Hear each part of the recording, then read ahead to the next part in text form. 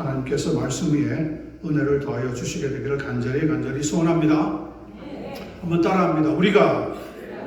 우리가 주의 것이로다. We belong to the Lord. We belong to the Lord. That's the title. 하나님 말씀 함께 나눕니다.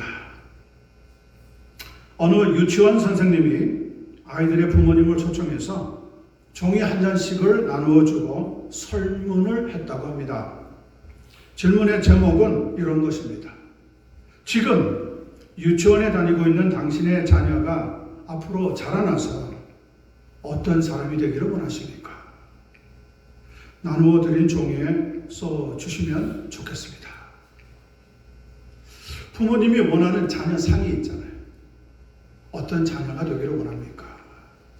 그랬더니 부모들이 저마다 답을 쓰는데 학자가 되기를 원합니다. 교수가 되기를 원합니다. 의사, 판사, 디자이너, 연예인, 가수, 프로, 운동선수, 컴퓨터 전문가, 국회의원, 장군, 그리고 대통령 등등 자기 자녀들에 대한 부모들의 희망사항을 적었습니다.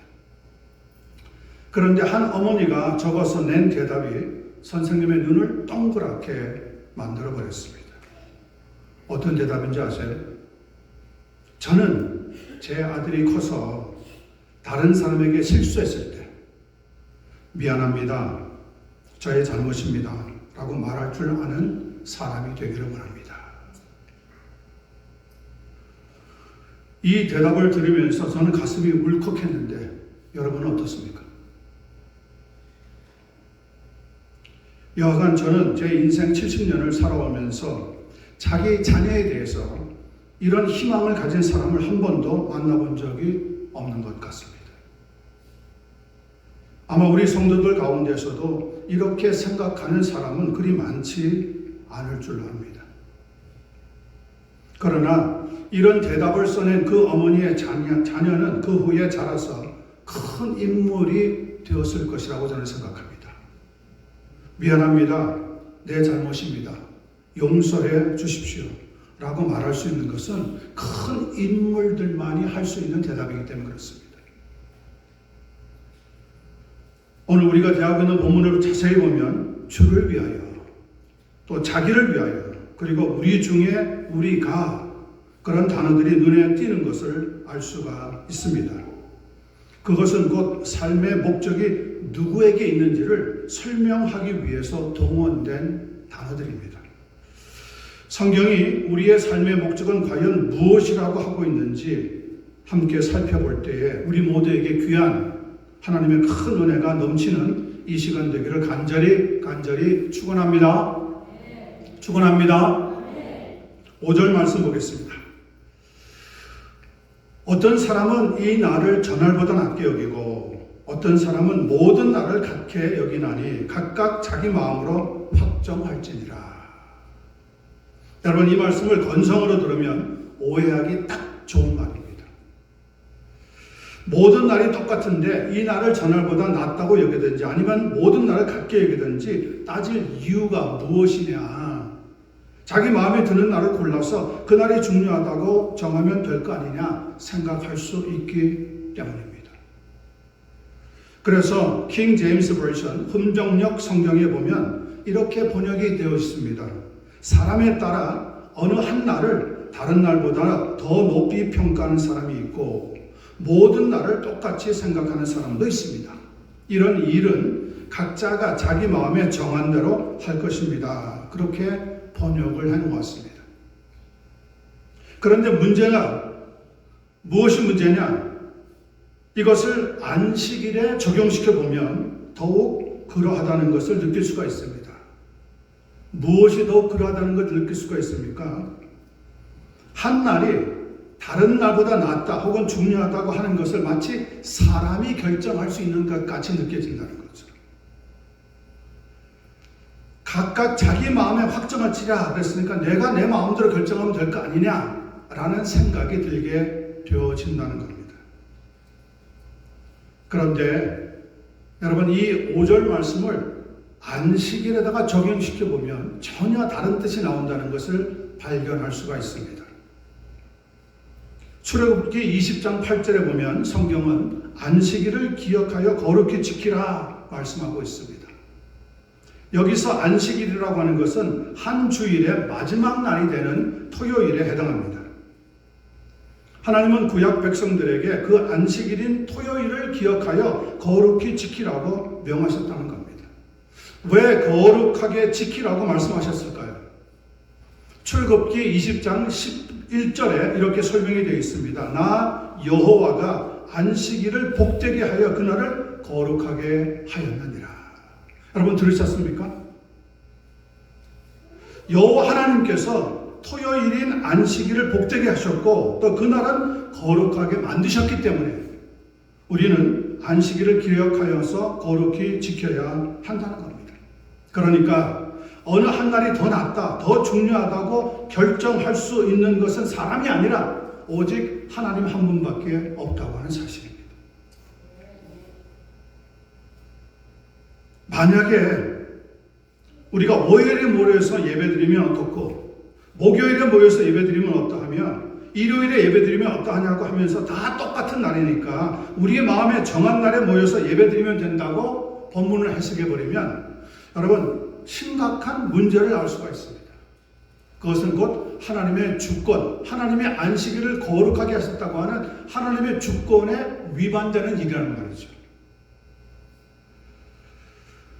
생각해 보세요. 그렇다면 우리 마음대로 한 달에 한 번 예배 드리자 마음이 결정하고 그날 모이면 될 거 아니에요. 무엇 때문에 한 달에 한 번 모여요? 귀찮게? 1년에 한 번 모여서 예배 드리는 것이 좋다. 결정해가지고 진행하면 될 거 아닙니까? 그런데 그렇게 우리 마음대로 할 수 없다는 겁니다. 거기에서 위험한 일들이 발생을 하는 거예요.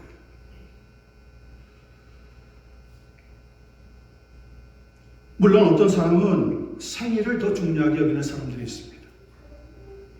또 어떤 사람은 결혼날과 같은 기념일을 중요하게 생각하는 사람들이 있습니다. 어떤 문화권에서는 설날이라든지 추수감사절과 같은 절기를 귀하게 여기는 곳도 있습니다.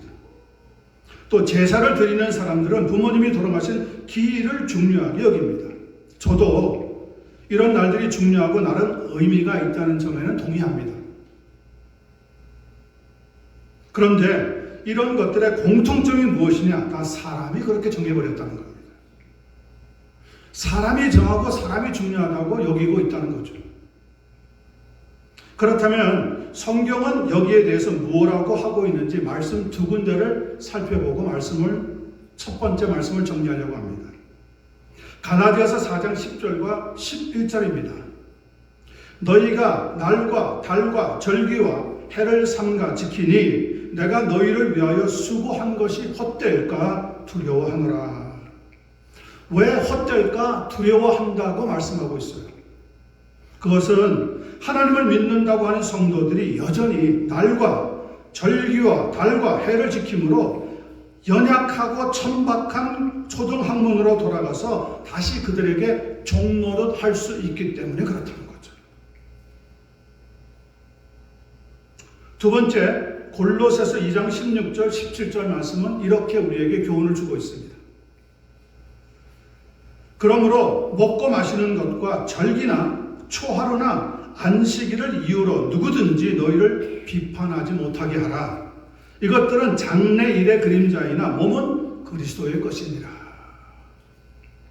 날이나 절기를 중요하다고 여기거나 여기지 않거나 하는 일로 누구든지 우리를 비판하지 못하게 만들라는 겁니다.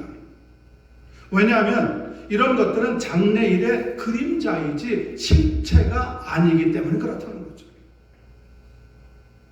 무슨 말이냐? 그림자라고 하는 것은 모형이라고 하는 뜻이고 실체라고 하는 것은 원형이라고 하는 뜻입니다. 이것은 마치 무엇과 같으냐? 장난감 자동차와 실제 자동차의 차이와 같습니다. 날과 달과 절기와 해를 지키는 것은 어린아이들이 장난감 자동차를 가지고 노는 것과 비슷하다는 거예요. 그러나 어른이 되면 누구도 더 이상 장난감 자동차를 가지고 놀지는 않습니다. 왜냐하면 실제로 자동차를 구입해서 운전하기 때문에 그런 겁니다. 만약 어른이 되어서도 장난감 자동차를 가지고 논다면 문제가 있다고 볼 수밖에 없습니다. 성도 여러분, 우리는 예수 그리스도를 믿고 영접하여 실제로 하나님의 자녀가 된 사람들입니다. 맞습니까? 우리는 하나님의 자녀가 될 거야 하고 막연히 생각하는 게 아니라 실제로 우리는 지금 하나님의 자녀가 되었단 말이에요. 그렇다면 우리의 삶은 예수 그리스도와 함께 대화하고 교제하고 말과 행동도 예수님을 닮아가야 한다는 거죠. 이런 영적인 이해도와 성숙함을 생각하면서 장난감 자동차를 가지고 놀듯이 달과 해와 절기를 중요하게 자꾸 생각하려고 하는 습관에서 벗어나서 하나님을 더 귀하게 여기고 하나님의 말씀에 더 순종할 수 있는 그런 성숙한 신앙을 가지고 살아갈 수 있는 한 분 한 분 되기를 예수님의 이름으로 간절히 축원합니다. 두 번째입니다. 6절입니다. 나를 중히 여기는 자도 주를 위하여 중히 여기고 먹는 자도 주를 위하여 먹으니 이는 하나님께 감사하며 먹지 않는 자도 주를 위하여 먹지 아니하며 하나님께 뭐하느니라? 감사하느니라. 여기서는 안식일이냐 주일이냐 어떤 날이 중요하느냐 하는 문제를 다루고 있습니다. 알고 있는 것처럼 10계명의 제 네 번째 계명 4계명은 안식일을 기억하여 거룩하게 지키라고 하는 말씀입니다. 그런데 이 계명을 누구에게 준 것이냐 생각을 해봐야 됩니다. 누구한테 주셨습니까? 하나님이 유대인들에게 준 것이라고 하는 것이 우리의 대답입니다. 그런데 이것을 이방인까지 포함한다고 주장하면서 지금도 토요일을 안식일이라고 지키는 사람들이 있는데 그들이 바로 안식교인들입니다. 안식교인들의 주장은 두 가지로 요약이 됩니다. 첫 번째, 안식일을 지키라고 하는 말씀은 성경에 있지만 주일을 지키라고 하는 말씀은 성경에 없다는 겁니다. 그러면서 왜 성경을 믿는다고 하는 개신교에서 성경에 기록된 토요일을 안식일로 지키지 않고 일요일을 주일로 지키고 있느냐고 항의하는 거죠. 그러므로 토요일을 안식일로 지키는 안식교만이 성경적으로 바른 교회이고 교단이라고 주장하고 있는 겁니다. 두 번째, 개신교에서는 일요일을 주일로 지키는 것은 하나님의 신앙을 배반하는 것과 같다고 비판합니다. 원래 로마의 콘스탄틴 황제가 AD 313년에 기독교를 공인하면서 자기네들이 기념하고 있는 태양을 기념하는 일요일을 휴일로 정했는데 그래서 썬데이라고 했는데 썬데이, 태양을 숭배하는 날이다. 그런 의미로 만들었는데 개신교가 예배 드리는 날로 정했으니까 배교 행위와 같다고 비판하는 겁니다.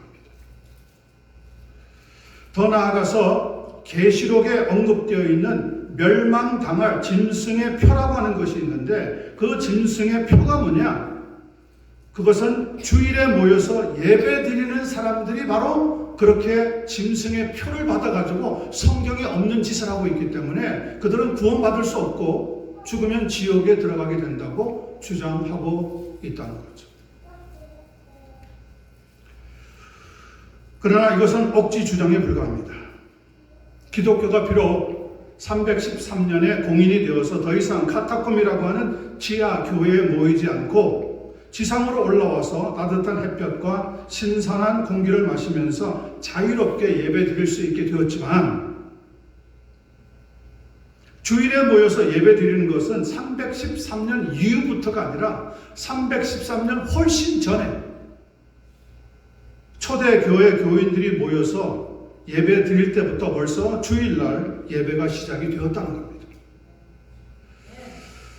사도행전 20장 7절을 보면 그때는 아직 AD 100년이 안 되었을 때입니다. 초대교회 성도들은 모여서 어떻게 예배를 드렸느냐? 안식 후 첫날에 모여서 떡을 떼면서 예배를 드렸다고 증거하고 있어요.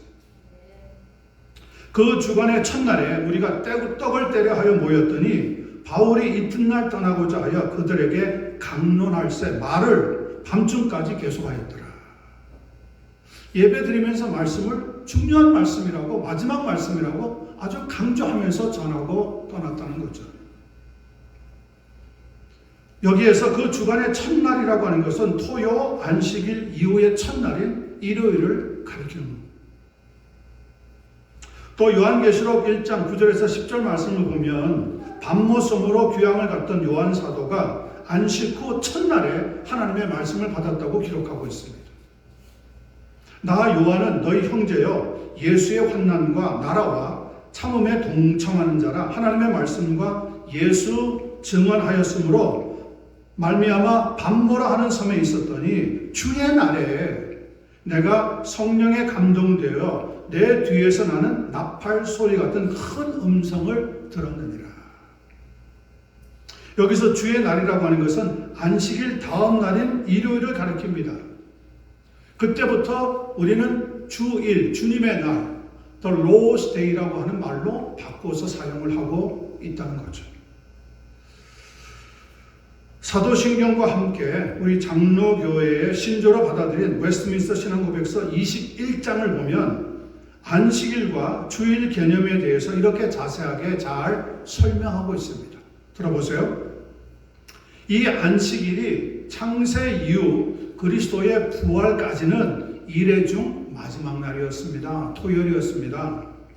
그러나 예수 그리스도의 부활 이후부터는 일회 중에서 첫날로 바뀌게 되었습니다. 이 날을 주일, The Lord's Day라고 하며 이 날은 그리스도 교회의 안식일로서 세상 끝날까지 계속 지켜져야 합니다. 여러분, 안식일의 주인이 누굽니까? 안식일의 주인이 사람입니까? 안식일의 주인은 예수 그리스도십니다. 결코 천주교나 개신교의 어느 특정 교회가 아니라는 말입니다. 그 말은 구약의 안식일이 그림자이고 신약의 주일이 실체라고 하는 의미를 주고 있는 거죠. 그렇게 바뀌게 된 결정적인 이유가 하나 있는데 그것은 바로 예수 그리스도의 부활에 달려 있습니다. 부활은 곧 죽음을 정복했다고 하는 의미입니다. 그러니 바울 사도는 6절에서 나를 중히 여기는 자도 주를 위하여 중히 여기고 먹는 자도 주를 위하여 먹으니 이는 하나님께 감사하며 먹지 않는 자도 주를 위하여 먹지 아니하며 하나님께 감사하느니라 고 분명하게 말씀을 전할 수가 있었던 겁니다. 중요한 것은 주일을 중하게 여기면서 음식을 먹고 예배를 드리는 자나 또 그날 먹지 않고 금식하면서 예배를 드리는 자나 다 누구를 위해서 그리 해야 된다고 가르쳐주고 있습니까? 다 누구를 위해서요? 주를 위하여 그렇게 해야 된다는 겁니다. For the sake of the Lord. 오늘 이 자리에 예배 드리는 것은 누구를 보아서 온 게 아니라는 거예요.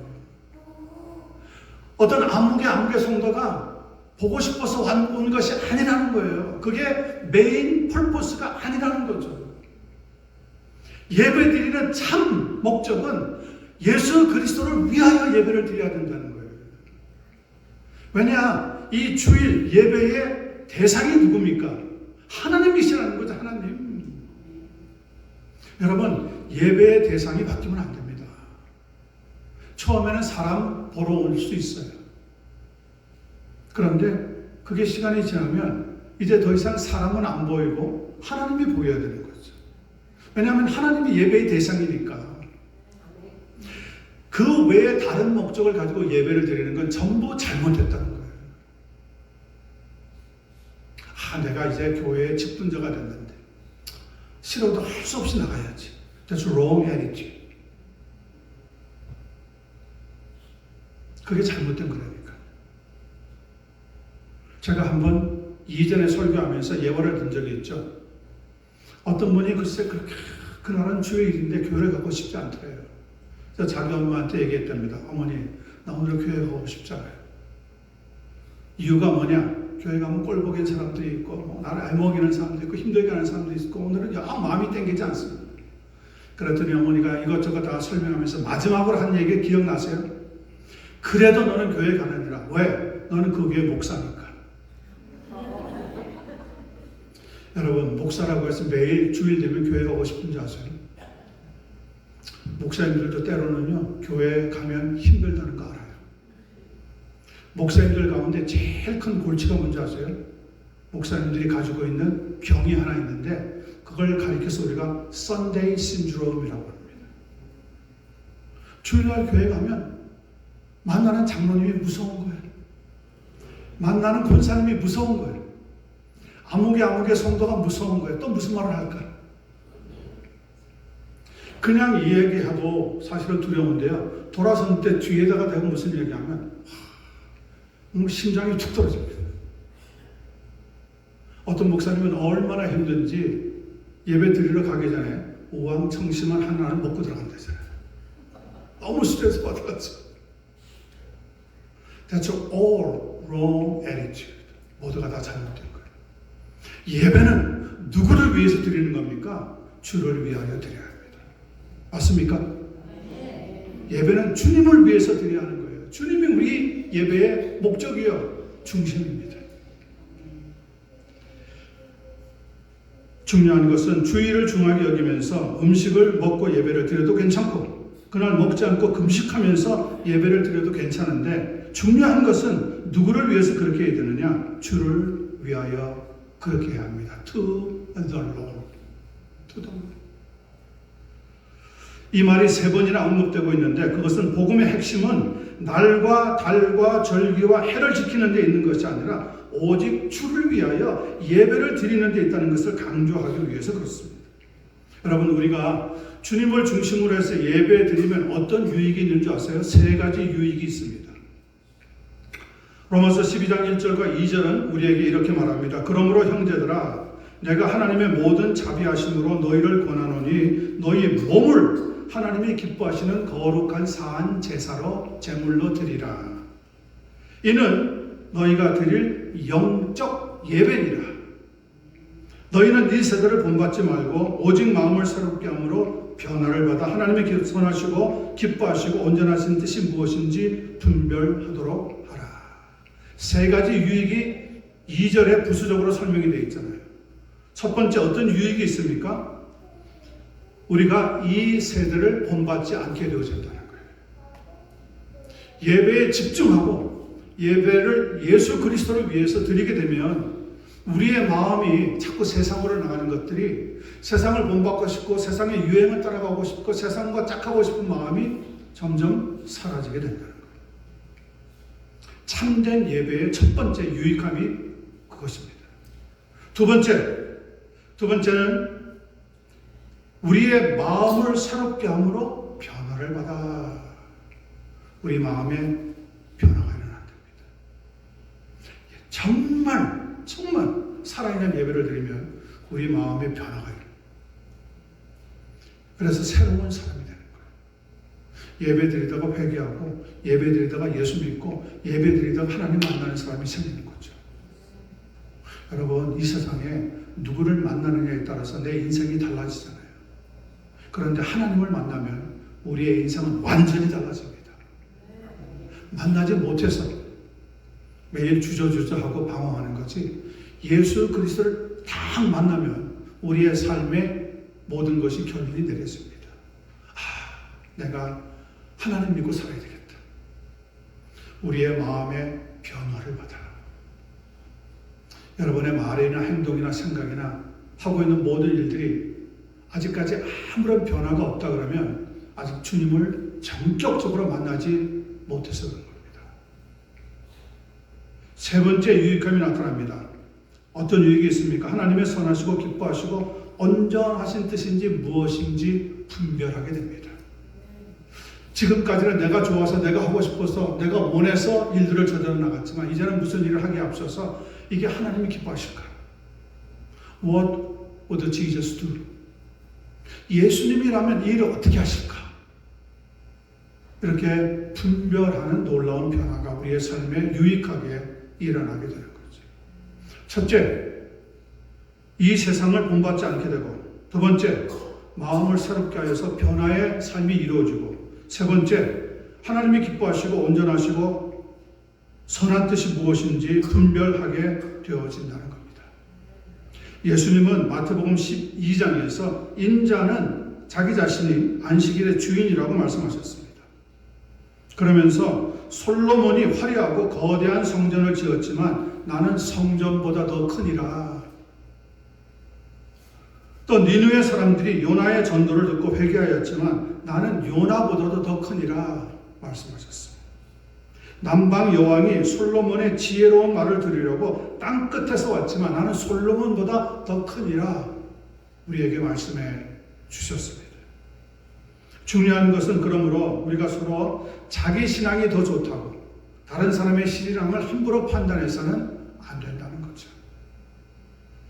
신앙이 연약한 사람을 비난하지 말고 오직 우리 삶의 최우선 순위가 주 예수의 이름으로 하나님께 예배 드려야 한다는 것을 깨달아야 한다는 겁니다. 특별히 주일날이 되면 절대로 빠지지 마시고 꼭 먼저 예배를 드리고 나서 해야 할 일이 있으면 그 후에 하는 것이 정상적인 크리스찬의 삶입니다. 껍데기만 요란한 종교인이 되지 마시기를 바랍니다. 주일은 내 생일보다 더 귀한 날입니다. 결혼일보다도 더 귀한 날입니다. 고인이 돌아가신 기일보다도 더더욱 귀한 날이 주일입니다. 주일보다 이 세상을 살아가면서 예수 믿는 사람들에게 더 귀하고 중요한 날은 없습니다. 여러분, 제 말을 그냥 흘러가는 식으로 듣지 마세요. 여기서는 믿어지지 않을지 모르지만 하나님 나라 가면 드러납니다. 하나님 나라 가면 네가 어떤 날을 가장 귀한 날로 삼고 나를 지켰느냐, 나를 사랑했느냐, 나를 따라왔느냐 하나님 물어보실 겁니다. 주의를 귀하게 여기는 신앙이 이 시대에 있어야 합니다. 지금껏 이런저런 이유로 예배에 참석하지 못했다면 이제부터는 주를 위하여 for the sake of the Lord, 주를 위하여 진실된 마음으로 불가피한 경우를 제외하고는 항상 하나님 앞에 나와서 예배 드리는 놀라운 은혜가 풍성하게 임하게 되기를 예수님의 이름으로 간절히 축원합니다. 마지막 7절 8절 봅니다. 우리 중에 누구든지 자기를 위하여 사는 자가 없고 자기를 위하여 죽는 자도 없도다. 우리가 살아도 주를 위하여 살고 죽어도 주를 위하여 죽나니. 잘 들어보세요. 마지막에 가장 중요한 말씀이 나옵니다. 그러므로 therefore, 그것은 앞에 이런 이유 때문에 라고 하는 단어예요. therefore, 그러므로 사나 죽으나 우리가 누구 것이라고요? 주의 것이라. 다시 말씀드립니다. 그러므로 사나 죽으나 우리가 주의 것이라. 이 말씀은 우리 성도들의 삶의 목적을 의미하는 내용입니다. 여기서 우리라고 하는 단어가 3번 나오고요. 자기라고 하는 단어가 2번 나오고요. 주라고 하는 단어가 역시 3번 나오고 있습니다. 자기는 우리가 잘 아는 것처럼 단수 명사이고 우리는 복수 명사입니다. 그러니까 우리의 삶의 목적은 예수 그리스도에게 있다고 하는 것을 가르쳐주고 있는 거죠. 예수 그리스도가 있기 때문에 삶의 의미가 있고 예수 그리스도가 없다면 삶의 의미가 없다고 하는 말입니다. 어떤 사람은 돈에 목을 매는 사람이 있습니다. 그래서 돈이 있으면 삶의 의미가 있고 돈이 없으면 삶의 의미가 없다고 합니다. 죽고 싶답니다. 어떤 사람은 결혼에 목을 매는 사람이 있습니다. 그것도 잘생기고 돈 많은 부자, 혹은 돈 많고 멋진 여인, 미인과 결혼해서 팔자를 거치고 싶다는 겁니다. 어떤 사람은 권력에 목을 매는 사람이 있습니다. 그래서 대통령병에 걸렸다고 하는 말을 들으면서도 권력을 잡으려고 합니다. 어떤 사람은 유명한 프로, 농구선수, 야구선수, 골프선수가 되고 싶어하는 사람들이 있습니다. 예를 들면 타이거 우즈와 같은 골프선수, 르브론 제임스 같은 농구선수, 혹은 호날두나 메시 같은 축구선수가 되려고 혼신의 힘을 다 기울입니다. 유명 가수나 유명 배우가 되려고 하는 것도 마찬가지입니다. 그런데다가 목을 메고 인생을 다 바치는 올인하는 사람들이 있다는 거죠. 한때 나비같이 날아서 벌같이 쏘겠다고 하는 말로 유명했던 무하마드 알리라고 하는 권투 선수가 있었습니다. 어마어마한 돈을 벌었습니다. 엄청난 인기를 누렸습니다. 세계의 운동선수라고 불렸습니다. I am the greatest. 그런 영화도 나왔었습니다. 그러니까 가장 대단한 사람이다. 그랬던 무하마드 알리도 파킨슨이라고 하는 병을 얻어서 30년 넘게 투병을 하다가 2016년 74살의 나이로 애리조나주 피닉스의 한 병원에서 세상을 떠나고 말았습니다. 한 시대를 풍미했던 그 유명한 선수가 파킨슨 병이 걸려가지고 투병 생활을 하다가 고생하다가 세상을 떠나고 말았습니다. 그 어마어마한 돈도 그를 고치지 못하더라고요. 그 놀라운 엄청난 인기도 그의 인생을 바꾸지 못하더라고요. 여러분, 유명한 사람이니까 병원에 들어갔을 때 보통 병원에 들어갔겠습니까? 아마 최고 좋은 시설이 있는 병원에 있었을 거예요. 거기 있는 의사도 그를 고치지 못했습니다. 그리고 하나님이 오라고 하니까 가는 것밖에 없었어요. 여러분, 여기에서 우리가 인생을 어떻게 살아야 하는지 다시 배우지 않습니까? 여러분은 여러분 자신이 인정을 하든 아니하든 하나님의 존귀한 자녀라는 것을 아셔야 합니다. 한마디로 여러분은 하나님의 것이라는 거예요. 그러니까 내 삶의 소유권이 나에게 있는 게 아니라 하나님에게 있다는 것을 알아야 한다는 거죠. 이사야서 43장 1절 3절 말씀 잘 들어보세요. 야곱아, 우리에게 부르는 말입니다. 아무개 성도야, 우리 이름을 하나님이 알고 있어요. 너를 창조하신 여호와께서 지금 말씀하시느니라.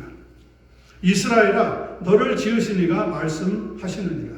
너는 두려워하지 말라. 내가 너를 구속하였고 내가 너를 지명하여 불렀나니 너는 누구 것이라고요? 내 것이라. 너는 내 것이라.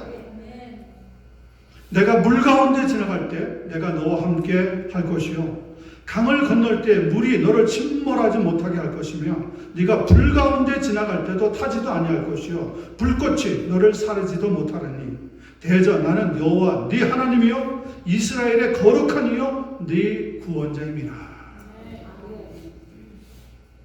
아멘 하신 분들만 하나님의 은혜를 갑절로 받게 되기를 간절히 소원합니다. 사람들은 자기가 남의 것이라고 하면 다들 싫어합니다. 그리고 자기 인생은 자기 것이라고 착각을 합니다. 그러나 하나님은 내가 너를 구속하였고 내가 너를 지명하여 불렀나니 너는 내 것이라고 말씀하고 있습니다. 여러분, 결혼하면 남편은 아내의 것이고 아내는 남편의 것이에요. You belong to me, I belong to you. 그 외에 다른 사람이 들어오면 그때부터 불륜이 생기는 거예요. 결혼 전에는 뭐 이런 사람도 사귀어볼 수 있고 저런 사람도 만날 수 있어요. 그러나 결혼했으면 하나님 앞에 서약을 했잖아요. 그러면 다른 사람이 내 앞에 나타나면 안 돼요. 내 아내는 나에게 속한 사람이에요. 나는 내 아내에게 속한 사람이에요. 이 관계가 바뀌든지 달라지면 여러분 가정은 깨지는 거예요. 내가 구속하여 너를 지명하여 불렀나니 너는 내 것이라. 하나님이 우리에게 들려주시는 말씀입니다. 너는 내 것인데 어딜 자꾸 가려고 하느냐는 거지. 예? 너는 내 건데 왜 내 말 안 듣냐는 겁니다. 왜 자꾸 다른 사람의 말은 잘 들으면서 내가 하는 말은 귀담아 듣지 않느냐. 하나님이 너무너무 섭섭해하는 거죠. 그리고 저를 보니까 저도 하나님 말씀을 자주 안 들었더라고요. 제 고집대로 한 게 너무 많더라고요. 하나님은 저에게 야 박 목사 너 내 거야. 그러는데 하나님 잠깐만요. 내가 할 일이 있습니다. 그러면서 살아온 시간이 너무너무 아니더라고요. 이 시간에 부끄럽지만 여러분 앞에 회개합니다.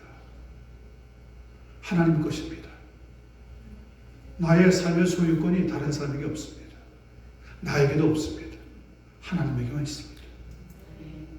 여러분은 하나님의 것입니다. 누가 여러분을 빼앗아갈 수 없습니다. 하나님이 딱 여러분을 붙잡고 있습니다. 우리는 원래는 하나님의 피조물이었던 아담의 후손입니다. 그런데 아담의 불순종으로 인해서 원죄의 영향을 받아가지고 우리는 전적 타락의 길로 들어가게 되었습니다. 그래서 에베소서 2장 3절에 따르면 우리 모두는 다 다른 이들과 같이 본질상 진노의 자녀였다고 합니다. 진노의 자녀라고 하는 말은 내 삶의 소유권이 내게 있는 것이 아니라 마귀의 것이었다고 하는 의미입니다. 그런데 하나님의 아들이신 예수 그리스도께서 우리를 되찾기 위해서 십자가에서 나 대신 자기의 목숨을 버려주셨어요. 그것이 바로 하나님의 사랑입니다. 로마서 5장 8절에 이렇게 말합니다. 우리가 아직 죄인 되었을 때에, 아직 내가 본질상 진노의 자녀로 있었을 때에 그리스도께서 우리를 위하여 죽으심으로 하나님께서 우리에 대한 자기의 사랑을 확증하셨습니다. 여러분, 하나님이 죽기까지 여러분을 사랑했어요. 여러분의 삶이 그냥 삶이 아니에요. 여러분의 삶은 가장 귀하고 가장 가치 있는 삶이에요. 이 삶을 내 마음대로 쓰면 안 됩니다. 하나님의 것입니다. 하나님의 것. 여러분, 비싼 거 사오면 100불짜리보다 1000불짜리 사오면 집에서 어떻게 합니까? 그게 없어질까 깨질까 다칠까 닦고 좋은데 보온데 딱 보관해 놓잖아요. 그런데 10불짜리 사다 놓으면 어떻습니까? 여기 있어도 좋고 저기 있어도 좋고 상관없잖아요. 하나님이 여러분을 어떻게 보느냐? 1000불짜리를 보는 게 아니에요. 100만불짜리를 보는 것도 아니에요. 하나님은 여러분을 이 세상에서 딱 하나밖에 없는 가장 소중한 존재로 보시는 거예요. 그런데 어떻게 내 몸을 내 마음대로, 내 시간을 내 소유대로 함부로 쓸 수 있겠어요? 하나님은 말씀합니다. 내가 너를 지명하여 불렀나니, 지명했다는 건 딱 한 사람을 꼽았다는 거, 한 사람.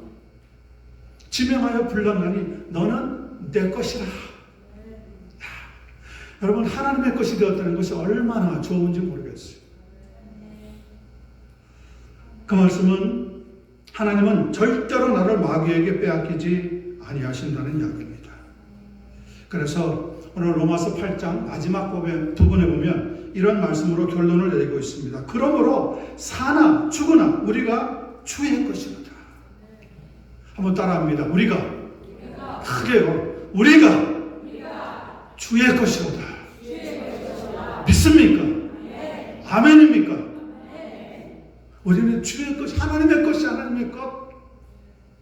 그러면 하나님의 사람답게 살아야 되는 거죠. 제가 말씀을 시작할 때 저는 제 아들이 커서 다른 사람에게 실수했을 때 미안합니다, 제 잘못입니다 라고 말할 줄 아는 사람이 되기를 원한다고 하는 한 어머니의 고백을 들었습니다. 그것이 어머니의 희망이었고 어머니의 소원이었습니다. 우리에게 있어서 가장 중요한 문제는 살고 죽는 문제입니다. 그런데 이 살고 죽는 문제가 우리 손에 있는 게 아니라 하나님의 손에 있다는 겁니다. 주님의 손에 있다는 겁니다. 그러므로 이제는 더 이상 나를 위하여 산다 하는 단어를 우리는 사용할 수 없습니다. 우리는 주를 위해서 살아. 우리는 주를 위해서 사는 인생으로 바뀌었어요. 주님이 나를 그렇게 지명하여 불러서 하나님의 사람이 되게 하셨어요. 야, 우리 지명하 집사님 너무 좋으시겠어. 지명하여 불렀대잖아요. 지명하여.